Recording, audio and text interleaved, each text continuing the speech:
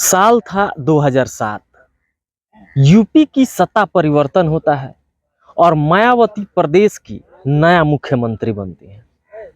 मायावती जैसे ही प्रदेश की कमान संभालती हैं, उनका पहला फरमान आता है ऑपरेशन ददुआ। माया सरकार ददुआ को जिंदा या मुर्दा हर हाल में पकड़ना चाहती थी। इसके लिए एसटीएफ का गठन किया गया और इसकी जिम्मेदारी उत्तर प्रदेश के जाबाज और होनहार पुलिस ऑफिसर अमिताभ यश को सौंप दी गई। नमस्कार दोस्तों, मैं पंकज गोस्वामी हाजिर हूं एक नई कहानी के साथ। दोस्तों, कहानी में आगे बढ़ने से पहले एक गुजारिश है। अगर आप मेरे चैनल पर पहली बार आए हैं तो कृपया इस चैनल को सब्सक्राइब और फॉलो जरूर करें ताकि हमारा मनोबल यूं ही बढ़ता रहे। बढ़ते हैं कहानी की ओर। बात है साल 1955 की। चित्रकूट के पास एक गांव है जिसका नाम दवेदली है। इस गांव में एक बच्चे का जन्म होता है जिसका नाम शिव कुमार पटेल होता है। उसका बचपन अच्छे से गुजरा, लेकिन वह जब 17 साल का होता है तो उसके जीवन में एक बड़ा हादसा हो जाता है। हादसे का साल होता है 1972 और उसी के पड़ोसी गांव का रहने वाला एक जमींदार, उस जमींदार ने ददुआ के पिता को यानी उसके पिताजी को नंगा करके पूरे गांव में घुमाता है और उसकी गर्दन काट कर हत्या कर देता है। लेकिन इसकी जानकारी जैसे ही शिव कुमार पटेल उर्फ ददुआ को मिलती है तो ददुआ का खून खौल उठता है और वह घर आता है। घर आकर कुल्हाड़ी उठाता है और सीधा जमींदार के गांव रायपुर पहुंच जाता है। ददुआ जमींदार जगन्नाथ और उसके 8 लोगों की हत्या कर देता है। एक ही दिन में 9 कत्ल जब ददुआ करता है, फिर यहीं से उसके बागी बनने का सफर शुरू होता है।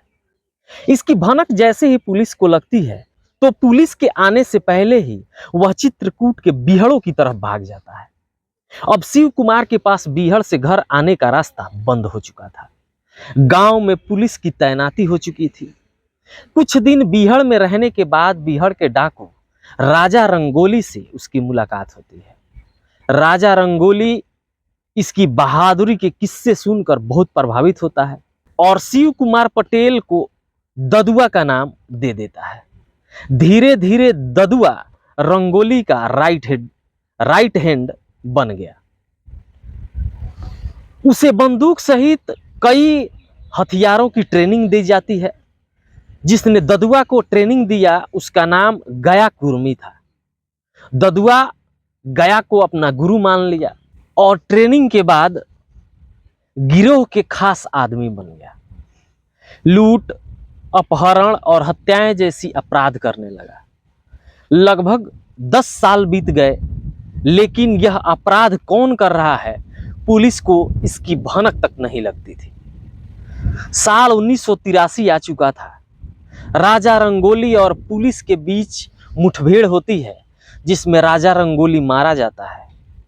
गया कुर्मी जो ददुआ का गुरु भी थे, पुलिस के सामने सरेंडर कर देता है। ददुआ वहां से भाग चुका था और गैंग का मुखिया बन चुका था, लेकिन गैंग को चलाने के लिए पैसे की बहुत भारी कमी थी। ददुआ जहां अपना अड्डा बनाया था वहां पर काफी मात्रा में तेंदू के पत्ते थे और इन पत्तों का करोड़ों में व्यापार हुआ करता था। तेंदू के पत्तों का ठेका हुआ करता था और मजदूर लगाकर तुड़वाए जाते थे। इन पत्तों का इस्तेमाल बीड़ी समेत कई अन्य चीजों को बनाने में होता था। ददुआ इन ठेकेदारों को अपना निशाना बनाना शुरू किया। इनकी किडनैपिंग करता था, फिरौती मांगता था और पैसे न मिलने पर जान से भी मार देता था। अब ददुआ का खौफ ठेकेदारों में इतनी समाई कि पैसा मांगने की नौबत भी नहीं आती थी। पैसा खुद ब खुद इसके पास पहुंचने लगा था। अब ददुआ के पास पैसों की कोई कमी नहीं थी। एक दिन बीहड़ में ऐसा भी समय आता है कि सारे ठेकेदार जंगल छोड़कर चले जाते हैं, क्योंकि ददुआ की इजाजत के बगैर कोई भी तेंदू का एक पत्ता छू भी नहीं सकता था। और इसी घटना के चलते ददुआ पहली बार पुलिस की नजर में आता है। अब पुलिस उसकी तलाश में लग गई। ददुआ अपने इलाके के आसपास के गांव में जाया करता था। तब उसको पता चला कि जो मजदूर पत्ते तोड़ते हैं उनको पूरी मजदूरी नहीं मिलती है, तब ठेकेदारों को धमकी देकर मजदूरों की मजदूरी बढ़वा दिया। इसके इससे गांव के लोगों का उस पर और भी ज्यादा भरोसा हो गया। तब लोग अपनी फरियाद लेकर भी उसके पास जाने लगे थे। ददुआ गरीब बेटियों की कन्यादान और उसकी शादी की जिम्मेदारियां भी उठाने लगा।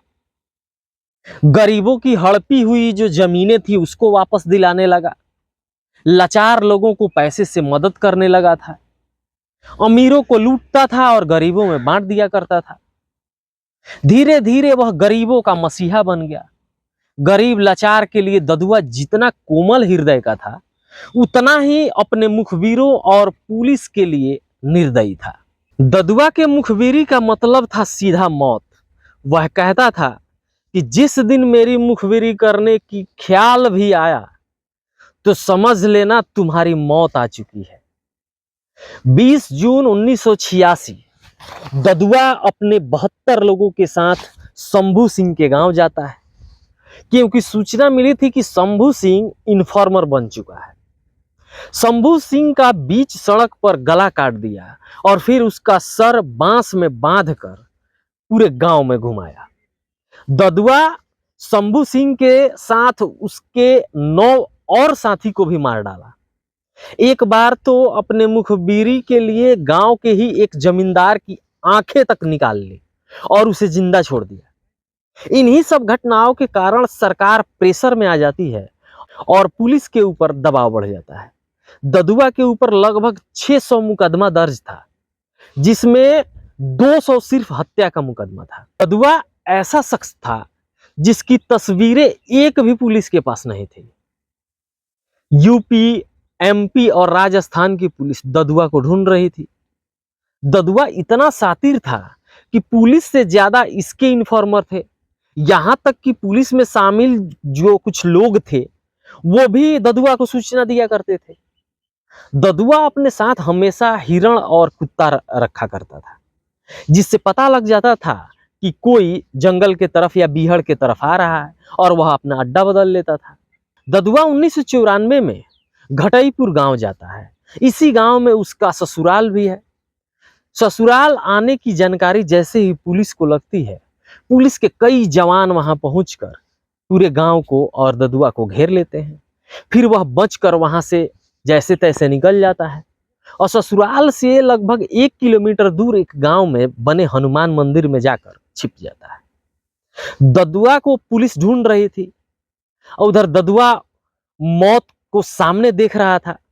प्राण जो है उसके हलक में अटके हुए थे।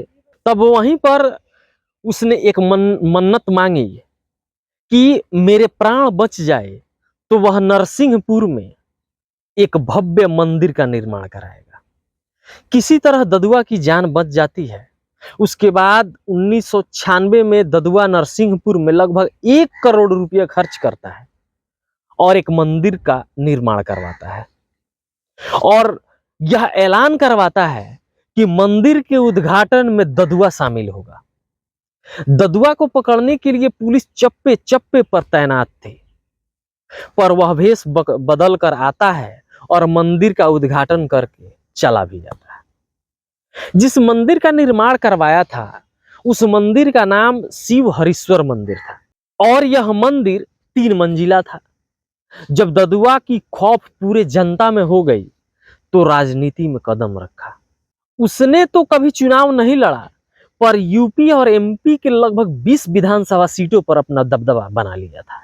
इस 20 विधानसभा सीट पर ददुआ के इशारे से नतीजे आने लगे थे। कुर्मी समाज के लोग इसे भगवान मान बैठे थे।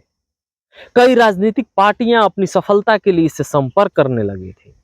यूपी के विधानसभा चुनाव 2002 में ददुआ मायावती का साथ दिया और ददुआ उस समय गांव में पोस्टर लगवाया था कि मोहर लगेगी हाथी पर वरना गोली लगेगी छाती पर। इस पर बसपा को भरपूर सफलता मिली और मायावती प्रदेश की मुख्यमंत्री बन जाती है। 2004 में सत्ता परिवर्तन हुआ और सपा के मुलायम सिंह यादव मुख्यमंत्री बन गए। ददुआ मायावती का साथ छोड़ता है और मुलायम सिंह का दामन थाम लेता है और पूरे परिवार को भी सपा में शामिल करवा देता है, जिसके चलते मायावती का सबसे बड़ा दुश्मन ददुआ बन जाता है। ददुआ कई भाजपा नेताओं की हत्या करवाना भी शुरू कर दिया था। 2007 में उत्तर प्रदेश में एक बार फिर सत्ता की बागडोर मायावती के हाथों में चली जाती है और सत्ता में आते ही मायावती सरकार एसटीएफ का गठन कराया और इसका टारगेट ऑपरेशन ददुआ था। ददुआ की कोई फोटो नहीं थी, इसलिए उसका एक स्केच तैयार किया गया। वह पहले 5 लाख का इनामी था, लेकिन माया सरकार ने उस पर 10 लाख रुपए का इनाम कर दिया। कड़ी मेहनत के बाद पुलिस मानिकपुर थाना क्षेत्र के अल्लाह गांव में 22 जुलाई 2007 को ददुआ को मार गिराती है। इस ऑपरेशन में यूपी सरकार के लगभग 100 करोड़ रुपए खर्च किए जाते हैं। ददुआ जिस मंदिर का निर्माण कराया था, इसी मंदिर के परिसर में उसका बेटा वीर सिंह ने ददुआ का मंदिर बनवाया। साल 2016 में ददुआ की मूर्ति की स्थापना भी हुई और भगवान की तरह ददुआ की हर रोज पूजा भी होती है, फूल माले भी बदले जाते हैं। ददुआ अपने पूरे परिवार को पॉलिटिक्स में सेट भी कर दिया था। दोस्तों, यह कहानी सुनकर आपको कैसी लगी, आप हमें कमेंट में अवश्य अपना राय दीजिएगा और देखते रहिए जीजीएन एक्सच। धन्यवाद, नमस्कार, प्रणाम।